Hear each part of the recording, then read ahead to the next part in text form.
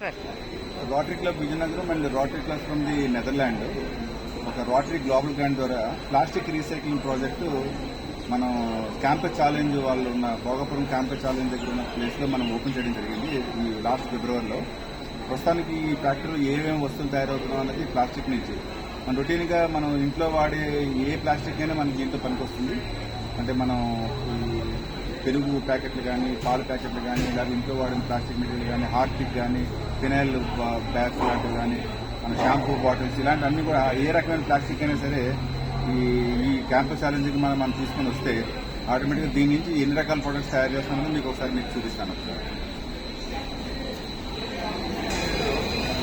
మన ఇక్కడ చూస్తున్నాం కదా వాళ్ళు ఒక టేబుల్ తయారు చేస్తున్నారు, అట్లాగే చైర్స్ తయారు చేస్తున్నారు. అలాగే మనకి ఇంకా నేను ఈ మధ్యకాలంలో కూడా ఏదైతే ప్లాంట్స్ వేసుకోవడానికి చిన్న చిన్న ఫ్లవర్ వేజెస్ పెట్టుకోవడానికి వాడుకుంటే మనం ప్లాస్టిక్ తయారు చేసి మేము వాడుకుంటున్నాము. ఇంకా మీరు లోపలికి వస్తే ఈవెన్ ఫెన్సింగ్ పోల్స్ కూడా దీని ద్వారా తయారు చేయొచ్చు, ఫ్లోర్ టూర్స్ కూడా మీరు చేయొచ్చు. మీరు అలా చూస్తే మీకు కారు కింద ఉన్న టైల్స్ కూడా ఈ ప్లాస్టిక్ మెటీరియల్తో తయారు చేయబడి ఉన్న ప్లాస్టిక్ తో తయారు చేయ ఉన్నది.